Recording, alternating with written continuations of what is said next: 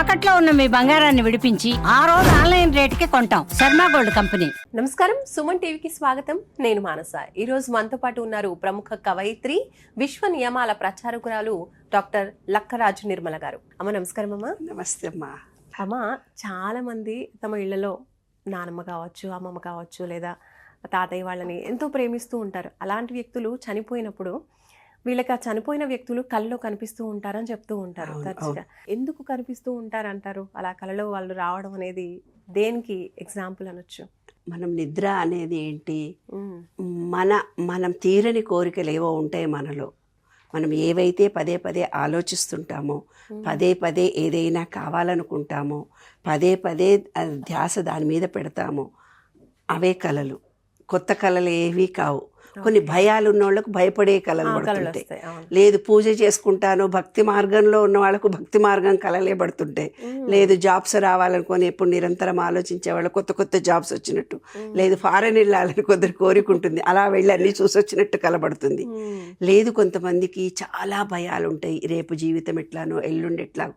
అలాంటి వాళ్ళకు నాగుపాము తిరుగుతూ ఉన్నట్టు, వాళ్ళు ఎంటబడుతున్నట్టుగా, వీళ్ళు పారిపోతున్నట్టుగా కలబడుతూ పోతుంటాయి. ఇంకా భయపడుతూ పోతుంటారు, రేపు జీవితం ఎట్లా, నాకెక్కడ సెక్యూరిటీ లేదు, ఏం లేదు, నా ఆరోగ్యం ఏం పాడు, అలా పండ్లు ఊడిపోతున్నట్టుగా కలలు పడతాయి వాళ్ళకి.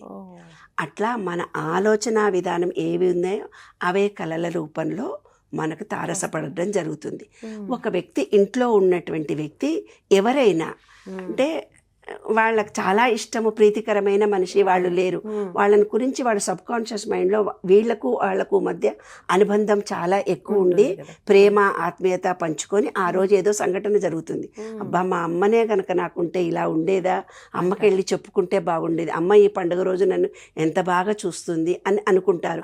ఆ అమ్మనో అత్తనో భర్తనో మేనత్తనో ఎవరో ఒకళ్ళు, ఆ ఇంట్లో ఒక కూతురో ఎవరో లేని వ్యక్తి తను బాగా చూసిందన్న ఫీలింగ్ని ఆ రోజు తను తలుచుకుంది. జరిగిన సంఘటనల్లో వాళ్ళు చూపించిన ప్రేమను తలుచుకుంది. ఆ రోజు రాత్రి వాళ్ళు కళలోకి వస్తారు. వచ్చి నువ్వేం బెంగపెట్టుకోకు, నువ్వేం టెన్షన్ పడకు అని వాళ్ళకి ఏదో చెప్పినట్టుగా, అమ్మవారి రూపంలో కాసేపు కనిపించి కాసేపు మాయమైనట్టుగా, కాసేపు ఏదో అంటే ఇంబ్యాలెన్స్డ్గా ఏదో ఒక అర్థము చెప్పనట్టుగా, వీళ్ళ మనసులో ఎలాంటి ఆలోచన వాళ్ళతో మాట్లాడుకున్నట్టుగా ఎలా ఇంబ్యాలెన్స్గా కలుగుతుందో, ఆ వ్యక్తి లేకపోయినా భావన ఎలా ఉందో అలాంటి కళలు పడతాయి. కళలోకి చనిపోయిన వాళ్ళు రావడం అంటే వాళ్లకు వీళ్లకు ఉండే అనుబంధము, ప్రేమ అనేది చాలా ఎక్కువ ఉన్నప్పుడు మాత్రమే జరుగుతాయి. ఎక్కువ ఉన్నప్పుడే కాదు, డిటాచ్మెంట్ కూడా ఉంటుంది కొందరికి. ఎందుకు డిటాచ్మెంట్? ఇప్పుడు సన్యాసం తీసుకున్నాడు ఒక ఆయన భార్య చనిపోయింది, ఆయన భార్య ఆయన కళలోకి రాదు, కానీ మానసికంగా ఆయన డిటాచ్ అయిపోయాడు. ఎప్పుడైతే సంసారము ఇల్లు అనేది లేకుండా, అంటే భర్తలు విడిచిపెట్టిన ఆడవాళ్ళు, పెళ్ళాలను విడిచిపెట్టిన మగవాళ్ళు ఎన్నో ఉంటాయి కదా మన ఈ నిత్య జీవితంలో, ఎన్నో సంఘటనలు చూస్తుంటాం కదా, వాళ్ళకు కూడా ఇంత అనుబంధాలు ఉండవు.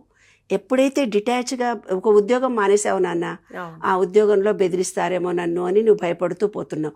రోజు ఆ స్కూల్లో టెస్ట్, అక్కడే నువ్వు పనిచేస్తున్నట్టుగా, వాళ్ళల్లో నిన్నేదో బెదిరించినట్టుగా, అక్కడ నుంచి పారిపోతూ వచ్చినట్టుగా కలలు పడతాయి నీకు.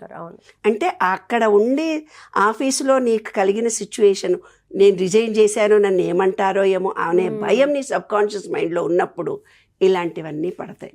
కాబట్టి కళలు అనేవి ఒకంత మనలో కలిగిన భావాలే.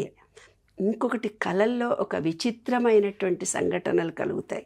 అవి ఎలాంటి కళలు అనంటే, తెల్లవారుదామన నీవే ఏదన్నా జాబ్ కావాలి అనుకున్నప్పుడు 4 to 5 టైంలో మనకు కళలు పడతాయని పూర్వీకులు చెప్పారు. ఆ టైంలో కనుక ఒక గులాబీ పువ్వు వికసించినట్టుగా కనపడ్డా, ఒక గురువులు కనపడ్డా, ఒక దైవము నీలో కనిపించిన తర్వాత ఆకాశంలో ఇలా ఎగిరిపోతూ ఆకాశంలో అలా ఫ్రీగా మొత్తం తిరిగి వచ్చి చూసినట్టుగా కనబడుతుంది కొంతమందికి. అంటే ఆకాశంలో పక్షుల్లాగా అలా మ్యాజిక్ చేసినట్టుగా తిరుగుతూ, అంటే వాళ్ళు విశ్వం అంతా కూడా విశ్వ చైతన్యంతో మమేకమైపోయి అన్ని విషయాలను వారు తెలుసుకునే అవకాశం ఉందని అర్థము. ఏ ప్రదేశాలైనా తిరిగి చూడగలిగే అర్హత కలిగి ఉందని, అందరితో మంచి రిలేషన్షిప్ ఉందని అర్థం అన్నమాట. ఒక పువ్వు లాంటిది ఏదైనా వచ్చి మీకు వికసించిన పువ్వు, మంచి వాసనతో కూడినట్టు పువ్వు వచ్చింది అని అంటే మీకేదో మంచి జరుగుతుందని అర్థము. అట్లా ఒక గురువులు కనిపించారంటే గురువు అనుగ్రహం కలిగినట్టుగా. అంటే మన సబ్ కాన్షియస్ మైండ్లో మనం ఏది కోరుకుంటున్నామో అదే మన కళలు. ఇంకోటి ఈ కళల విషయంలో కొంతమంది అంటూ ఉంటారు ఎర్లీ మార్నింగ్ పడ్డ కళలు 6ంటికి 5ంటికి పడ్డాయంటే అవి నిజమవుతూ ఉంటాయని. ఒకవేళ అవి భయానకము కొంచెం టెన్షన్ పెట్టించేవైతే ఇంకా వాళ్ళు భయపడుతూనే ఉంటారు. అది నిజమే అంటారా? 6 o'clock సెంటిమెంట్ అనేది కరెక్టేనా? సబ్ కాన్షియస్ మైండ్లో మనము నిద్రపోయినప్పుడు జరిగినవి కళలు నిజము. మనము 4 నుంచి 5 గంటలకు లేచి ఫస్ట్ థాట్ ఏం చేస్తామో అదే మన జీవితం. ఫస్ట్ థాట్ లేవగానే, డీప్ స్లీప్ నుంచి లేవగానే 6 గంటలకు లేచావనుకున్నానా, 6 గంటలకు ఫస్ట్ థాట్ అబ్బా హెల్దీగా ఉన్నాను అనే ఆలోచన వస్తే హెల్దీగా ఉంటుంది. అబ్బా ఈరోజు నీరసంగా ఉన్నాను, అబ్బా రాత్రి ఏదో కలబడింది, ఏదో భయంగా ఉంది అంటే ఆ రోజంతా భయంగా ఉంటుంది. అంటే నీ తలరాతను ఎవరు రాయరు, నువ్వే రాసుకుంటావు బ్రహ్మీ ముహూర్తంలో అనేది శాస్త్రం. కాబట్టి ఆ టైంలో పడ్డ కళలు నిజమవుతాయనేది మూఢ విశ్వాసమే. అది కూడా నిజమంతా కూడా కాదు. ఎందుకంటే మీరు పండుకునేది 12 గంటలకమ్మా, లేచేది 6 గంటలకు 7 గంటలకు, పగటి కళలు అంటున్నారు మీరు, కానీ నిజమైన కళలు కాదు. అమ్మ ఇంకొక చిన్న క్వశ్చన్ ఏంటంటే చాలా మంది ఇప్పుడు చనిపోయిన మన పూర్వీకుల యొక్క ఫొటోస్ ఇంట్లో పెట్టుకుంటూ ఉంటారు, వాళ్ళని చూసి గుర్తు తెచ్చుకుంటూ ఉండడం అలా. కాబట్టి చనిపోయిన వాళ్ళ ఫొటోస్ ఇంట్లో నిజంగా పెట్టొచ్చా? ఒకవేళ పెట్టగలిగితే కనుక ఇంట్లో అందరూ ఉండే చోట పెట్టొచ్చా, లేదంటే కనిపించకుండా కొంచెం సైడ్కి అలా పెట్టాలా? అసలు నిజానికి ఫొటోస్ పెట్టొచ్చు అంటారా చనిపోయిన వాళ్ళవి? చూడన్నా, ఎనర్జీ అనేది మన బాడీలో ఎనర్జీ అని చెప్పాను. ఆ ఎనర్జీ లెవెల్స్ని ఇంట్లో కూడా, ఈరోజు టాయిలెట్స్ మన ఇంట్లో ఉంటున్నాయి. టాయిలెట్స్ ఊరవతలు ఎక్కడో ఉండేవి మన ఇంట్లోనే ఉంటున్నాయి. ఆ నీళ్లు పోయకపోతే కంపు వాసన వచ్చి నెగిటివిటీ వస్తుంది. అందుకే మనకి ఇన్ని కష్టాలు వస్తున్నాయి. ఇడిచిన చెప్పులు ఇంటి ముందు పడేస్తున్నాం, ఎక్కడెక్కడో తిరిగి వచ్చిన చెప్పులు. అవునా? ఆ చెప్పులు ఇంట్లో వేసుకొని తిరుగుతున్నాం. మరి అవంతా నెగిటివిటీ కదా.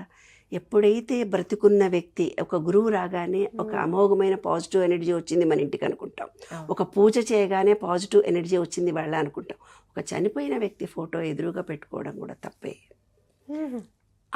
ఆ నెగిటివిటీ ఇల్లంతా పాకుతుంది.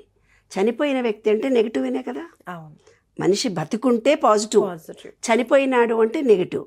కాబట్టి ఎదురుగా పెట్టుకోకూడదు, దేవుడి గదిలో అసలే పెట్టకూడదు. వాళ్ళకి సంబంధించినటువంటి రూమ్లో ఎక్కడో పెట్టుకొని చూసుకోవచ్చు, వాళ్ళను ప్రేమించుకోవచ్చు. కానీ ఎదురుగా చనిపోయిన వాళ్ళందరి ఫోటోలు ఎగ్జిబిట్ చేసి పెట్టుకుంటే వాళ్ళందరి నెగిటివిటీ ఆ ఇంట్లో పనిచేస్తుంది. ప్రతి వ్యక్తి కూడా పాజిటివ్ ఉంటుంది, నెగిటివ్ ఉంటుంది ప్రతి మనిషిలో. వాళ్ళందరూ కూడా అంత ధర్మాత్ములై ఉన్నారో కాలేదో, వాళ్ళ తాతలు ముత్తాతలు ఏవో వాళ్ళు కొన్ని పుణ్యపాపాలు చేసి ఉంటారు కదా, ఆస్తులు కూడా అలాగే కూడబెట్టుంటారు కదా, వాళ్ళ డిఎన్ఏలో వస్తేనే వీళ్ళు అనుభవిస్తారు. అట్లాంటిది వాళ్ళ ఫోటోలు ఇంట్లో పెట్టుకుంటే నెగిటివిటీ ఎక్కువ వస్తుంది. ఎప్పుడు ఎదురుగా పెట్టకూడదు, పూజా గదిలో అసలే పెట్టకూడదు. తద్దినం పెడతాం చూడనాన్న, వాళ్ళ సంవత్సరీకం అంటూ మనం చేస్తాం కదా, ఆ రోజు ఆ ఫోటో పెట్టి ఆ ఫోటోకు ఆహారం వాళ్ళకి ఏది ఇష్టమో అవి పెట్టుకోవడము, నివేదన ఇవ్వడం, వాళ్ళ నమ్మకాలు వాళ్ళ విశ్వాసాలు ఆ రోజు ఇచ్చుకోవచ్చు. కానీ నిరంతరం ఎగ్జిబిట్ చేయడం అనేది రాంగ్. రైట్ అమ్మా, చాలా మంచి క్లారిఫికేషన్ ఇచ్చారు. నాకున్నటువంటి డౌట్స్ క్లారిఫై చేసినందుకు ధన్యవాదాలు. Thank you.